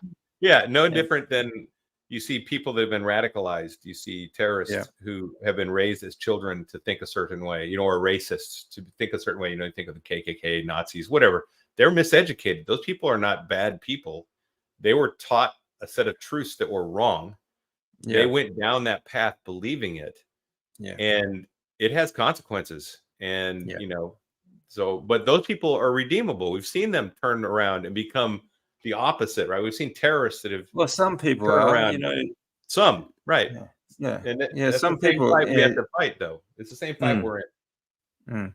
And we're still in the same fight. But we're fighting with information. And this is how we have to do it. You have to educate people, and we have to educate ourselves. The problem is there are a certain a number of people that just refuse to change the way they think, or refuse to take on new information. And you get to these, I just call them useful idiots, because they're just they're used by the establishment to push across a certain agenda that it just doesn't suit them at all. But they think they're doing the right thing, I think we all need to be scientists, and there's no part of the scientific method that is trust the authority figure that tells you what's right. There's no trust the science in the scientific method. That doesn't exist. If we did that, if we trusted the science, we'd still think that the Earth was the center of the galaxy and the sun rotated around us, right? Because that's what the science was. And if you trusted all the experts, including the government, church, and all the scientists, that was consensus. So that's where we'd still be if everyone just trusted scientists. So thank God for Galileo and Copernicus, because those guys stepped out and said, no, it's wrong. And that's what we're doing. This is our Galileo Copernicus moment. We need to step out and say, you know what? The sun is what we're rotating around. We are not the center, right? And that's what we're doing with our diet. That's right. Yeah. I mean, this is the awakening, and people need to understand that it's Absolutely. There's so much that has to change, and we have to be the change. We have to be the ones driving we have to be the driving force behind that change, you know. Missy has got a good point. Okay, glutamate and glutamine. Yes. Okay, so there's um, two main fuels that cancer can feed on is glycogen and glutamine. Okay. Yes, you do get glutamate from beef. Okay, a certain amount. It's not really that much. But one way to suppress the glutamate from beef, okay, or from meat, basically, is to make it cook it well done. Okay, that will suppress the glutamate. Right. If you eat it rare, or some people actually eat it raw, the glutamate content is much higher. So if you are fighting cancer like myself, or anyone else, yeah, there are some people do take supplements like a glutamine suppressor. Yeah. Okay, but I have an affinity against supplements because basically supplements will break down in your stomach acid and you don't absorb any benefit from them anyway, or very, very little. Plus, supplements are also they're not regulated. You can have like the most minute trace element in these supplements, and you can still market it as this particular type of supplement. So you have to be careful with supplements. You know, there's actually antivirals that are glutamine inhibitors too. There's fenbenzidine, Yes, which yes, and I yeah, know most people. antivirals are. Yeah, so there's and fenbenzidine, you can get it on Amazon. Anyone can get Yep. it because it's a dog. It's actually for dogs, but humans can take it too. It's totally safe. If Yeah, you ivermectin is the same. Yeah. Google fenbenzidine and cancer, you will find their success stories, and there's actually protocols they put out there. But I think if, like DC says, if you cut all sugar out, all carbohydrates that you can, eat well done meat, and then maybe if you're still having cancer growth, you could try introducing something like a fenbenzidine. But I'm not a doctor. It's not medical advice. This is just what Larry would do if Larry got cancer. Okay, first thing I would do is diet 100%, no add-ons, just see what happens, right? Yeah. And then I would consider doing something like that because I know it's a glutamine inhibitor. Or even if you do take treatment, the carnivore diet will help you get through treatment a lot easier. Correct. You'll respond much better. Yeah. Yeah, you will respond much better. I have my own thoughts on treatments because of what I've been through myself. I would try and avoid it at all costs myself. But like I said, there are ways around these sorts of things. Okay, I'm zero carb, or zero extra carb. Like, you're going to get some carbs from eggs and any kind of dairy that you might eat, but it's very limited. And you can suppress the glutamate content of meat by cooking it well done. And you still get, even though it's well done, you still get all the nutrients that you get from like a rare steak as well. You still get all your water soluble and fat soluble vitamins, especially if you eat a high fat content, which I do. 70% of my nutrients come from fat. Okay, so I always have a lot of beef fat with my meals. And my go-to snacks as well. My first go-to snack would be butter, because it's easy and convenient. My next go-to would be just straight beef fat, just done in the air fryer. And that's good, man. All crispy. Yeah, I love that. A little salt on it. I do the same thing. Yeah, it's great. It's kind of like, back in the day, you'd have hot chips, hot potato chips. But beef fat tastes much better. So the other thing about the cancers too, that not every cancer feeds on glutamate, right? So some are just not every tumor. Not every tumor does. Right. Okay. Yeah, it's not so much the cancer feeds on it; it's the tumors that feed on it. Okay, so it's the same as sugar doesn't cause cancer. Sugar itself is not a carcinogenic. but the seed oils are, the sugar is very addictive. So it gets you addicted to the foods that have the seed oils in it, and these oils, these machine oils that get absorbed into your lymphatic system and pumped around your body. And that's what will start cancer, things like that. Which for, lymphoma, especially lymphoma, starts in the lymphatic system. So which means that all your lymphatics, your lymph nodes and everything like that are all malignant and things like that. So that's what you have to be careful of. So Beth had a question about, is medium rare cooked enough to reduce glutamate? I think you kind of addressed that, saying that that the more cooked it is, the less, right? So you could, medium rare is better than rare, medium is better than medium rare, and then well done is better than medium, probably. I mean, where it's cooked all the way through. Yeah. So the more cooked, the more you cook it, the less glutamate absorption you'll have. So it it is a game changer, Carnivore Nation. Yeah, 100%. Because the UK people are here in force. It's been fun. This is something that people. That's one of the biggest messages I want people to understand, is that you are far more resilient than you think you are. Your body will recover if you give it the right food. All right. It's amazing. It still amazes me today. It still amazes me just how resilient your body can be, and not just physically, emotionally, but your mentally as well. Is it all comes down to a proper diet. There's been, I posted a video on this recently, a short from a movie called The Big Secret. These diseases like Alzheimer's and Parkinson's and things like that are caused by the standard Western diet. They have been reversing them, and they can reverse them, and you can avoid them with the proper human diet. Eat animal fats. It's so important. This is what our lymphatic system is all about, Ed. We have 5 major organs, all to absorb fat. Okay, and I'm talking about fats, animal fats, not oils. All right, not these damn seed oils and machine oils and packaging oils and things like that. All right. Yeah, really, the cancer is a metabolic disease, and it only can really exist where there's mitochondrial damage, where the cell will reproduce uncontrollably because it's broken.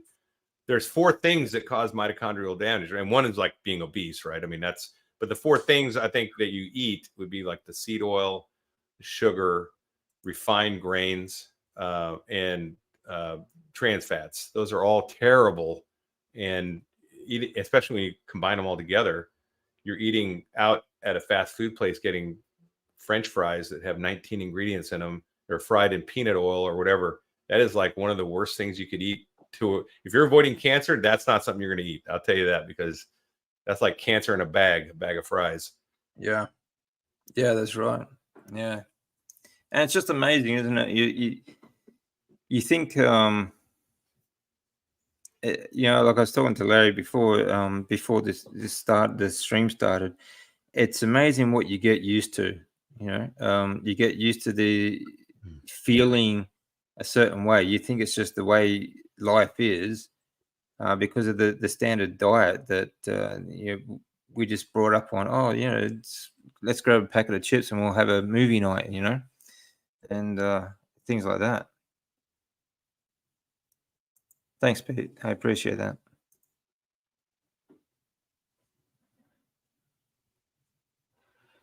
Yeah, I did not know how to break sugar junk food addiction. That actually is a lot easier I think, on the carnivore diet. It's much easier to break the junk food addiction, because if you have a high fat diet, you are far more satisfied when eating. What do you think, Larry? Yeah, and it's not just that addiction, because I've noticed, not that I was super addicted, but I don't do I don't drink as much as I did, and I find it easier not to. Yeah. I don't, there's just things that I don't do as much that I was doing that might have been like addictive personality. So sugar is definitely one. And when you get into this diet, you really hit that carnivore zen where addictions don't drive you and you're empowered. You're running the show. I mean, I feel like I'm in control all the time. I do. Yeah. I knew when I was eating that stuff at that veterans party that it was bad for me. I was in control. I deliberately did it.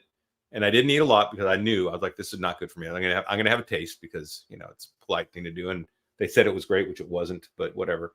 I appreciated the guy putting the effort to make it, and I paid the price, but I was in control. And then the next day, I didn't have cravings. No, I mean, you're not gonna get cravings from that little bit, right? That's what I'm saying. Yeah. If you have a piece of cake, of grandma's cake or something on a birthday, you're not gonna, not necessarily gonna dive off the deep end. No, that's right. Unless you It's know not the end of the yourself, and world. you know it will. If you know yourself and you know that's different, because some people maybe are like an alcoholic, they can't have one drink. I respect that. And if you know that about yourself, then don't listen to this advice and don't do that slice of cake, right? But I think for most people, you could do something like that. Now, that's not a cheat day. That is like a slice of cake that grandma made or something, right? Or a pie to satisfy her. And then knowing that, guess what? When you leave there's no more of that. That's done. That's behind you. You've made your slip or whatever. You've done your thing. You get on that horse and ride like no one saw you fall off because no one did yet, right? So Yeah. how long to the Zen zone?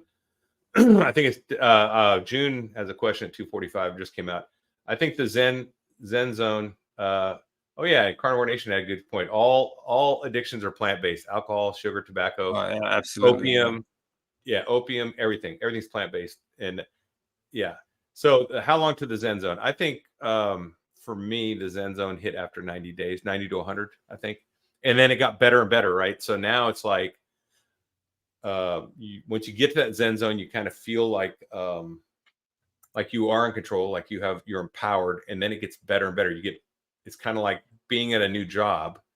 And once you've been at a new job for 3 to 6 months and then a year, you just feel like the flow, what's expected, and that's kind of the way it is with carnivore. I think for me, you just really get a good feeling of yin and yang, right? Like what you're supposed to do, what you're not supposed to do, that kind of stuff. So Yeah. Carnivore Zen.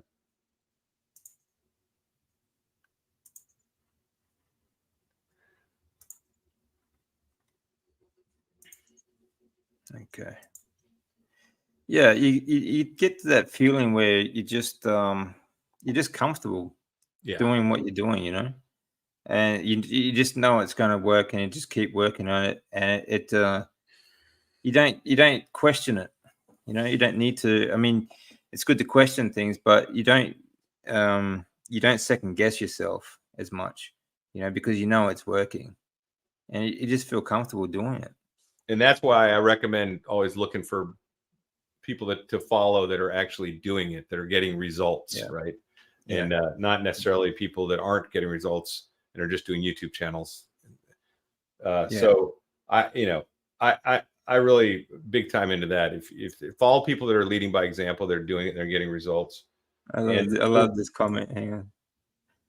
Yeah, white knuckling, nice. You're white knuckling. The results are, again, this is the way I could explain carnivore zen. Your energy levels should be constant for the most part. On the upper 80 percentile, maybe even, or 70, like you're feeling high energy but constant all day long, not dips and not crashes. You should not be experiencing crashes. And then your mental state, same thing. You should always be pretty constant, not getting too far up, too far down, not feeling the anxiety and stress so much. Overall, I'm not saying there's not things that happen in life that bring anxiety and stress, and that's going to happen, and then you should be able to respond to those better. When those do happen, you feel like you're a little more in control. Yeah. Yeah, that's right. Yeah. I mean, just because you go carnivore is not going to fix everything in life. Right. Life is still a struggle, and everyone's going through the same struggle. Okay. And we all have things that we need to work on, but the eating properly, getting the proper human diet is going to help get through those tough times, because you can think clearly, and your anxiety levels are much lower. And if you're not on medications, and you're feeling healthier, you feel more positive about everything. If you're active, being active is another good thing. You need to move your body. We are Yeah. designed to move, and you do feel better. You think better when you are moving. You know, um, you don't have to be going to the gym every day. You don't have to be running and sprinting, everything like that. But you need to keep your body moving. Even if you go outside, do some gardening, walk around, just go for a walk around the street, do something. You, the reason this helps so much is because when you are moving, you are pushing that lymph fluid around your body, because your lymphatics needs muscle contraction to move that lymph fluid around your body, and that includes to your brain as well. This is why you can think better when you're moving, okay? Because you're getting those nutrients around the body. So it doesn't matter what kind of movement you do, you just have to do some movement. Yeah, walking's totally fine. You can Yeah. go put out 6 to 8,000 steps, get some sunlight. That's good. That's That's right. what I did. That's what I did mostly. Yeah, and it's amazing how much more positive that helps. That helps make you feel. You know, it's very difficult, I know, to when you're going through tough times and you're stressed and anxiety, everything feels like it's coming down on you. But if you go for a walk, it's amazing how much better you'll feel about it, and it will give you time to be to yourself, to think about the situation more as well. So I think it can really help a lot, actually. Movement is so important. It's as important as getting the proper human diet. Yeah. Definitely goes hand in hand with it, right? Yep. Yeah.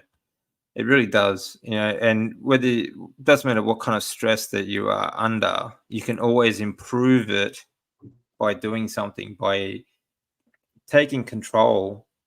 Really helps in situations where you feel like you're out of control.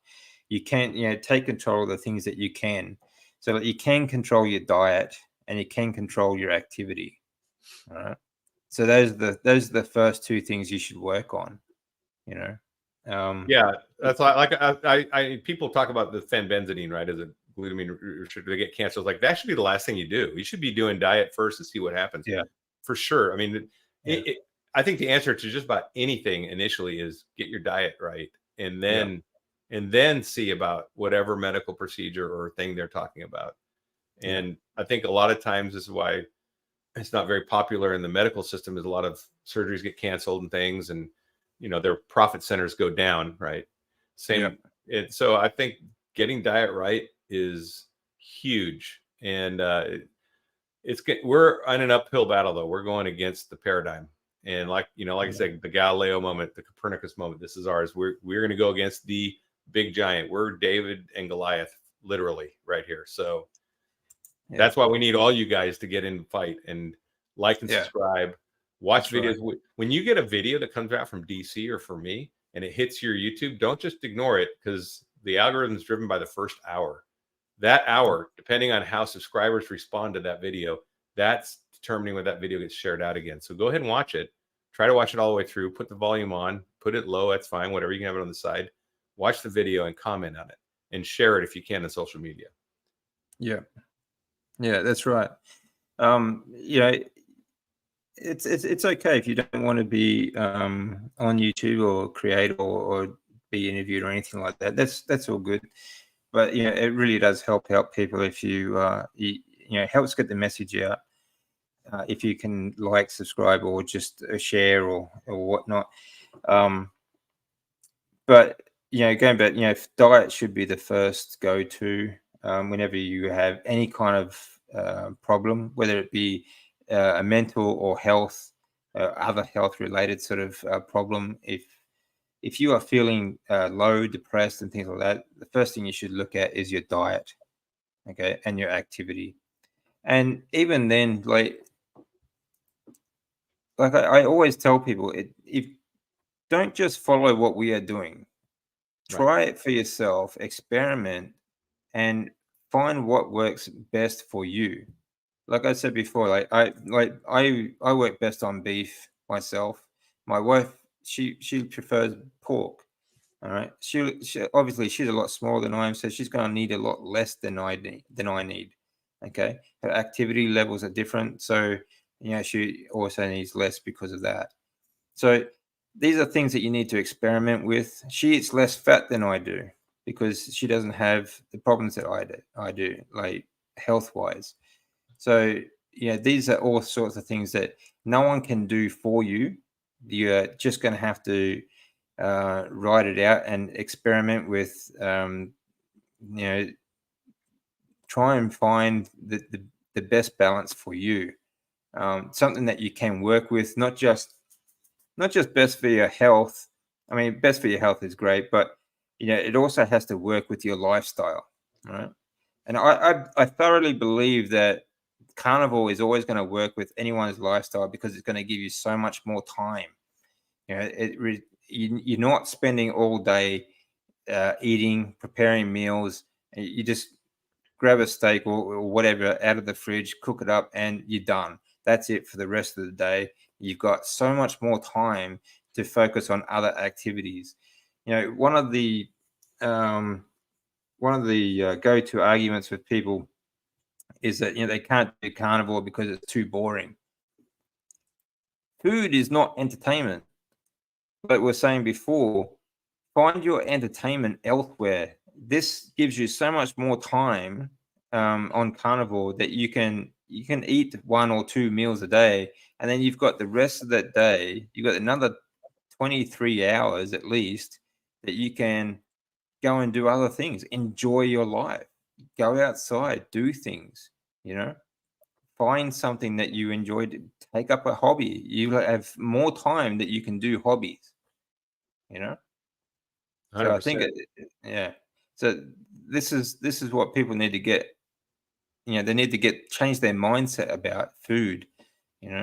But that's a process, because I know when I first did the carnivore diet, I was thinking, what am I going to eat for variety? So I did make more things. They were still carnivore, but I made more bacon. I looked for recipes to make meatballs. In fact, I have some recipes on my website to make things. So I did try variety, but now that once I went carnivore and went, for months, and went lion for a month, now I find that's just a waste of time, and I'm not interested in it. Every now and then, maybe like a meatloaf or a meatball, but typically, no, it's just a waste of time. And I don't care. I really love the way a ribeye tastes when it's done right, or a burger patty. So that's going to take time. So you can't, people just coming in, they're not going to get that. That's fine. It's honing that skill, right? It's becoming better at being a carnivore. You have to get better at it. You have to learn it.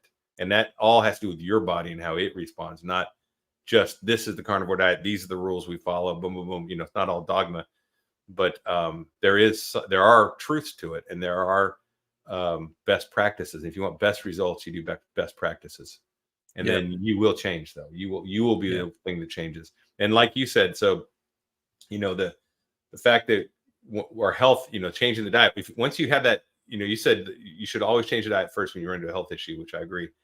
But once you have that diet all fixed and dialed in, like mine is now, where I'm beyond the beginner, I'm actually identified as a carnivore. I'm pretty advanced. I'm just know my body. I feel like, like Dr. Chafee does, where I don't fear things anymore. I don't fear getting sick because, I know I can get killed in a car crash tomorrow, but I don't fear illness. I just don't fear those things that I used to. And that is a huge difference, because when you're in your 50s, you fear that stuff. You think, man, I could get the flu and die or something, right? And I haven't been sick since I've had this. So it's, since I've been on this way of eating, not once have I gotten sick. I've had a couple of days where I felt bad, but then the next day I was back to normal 100%. Yeah.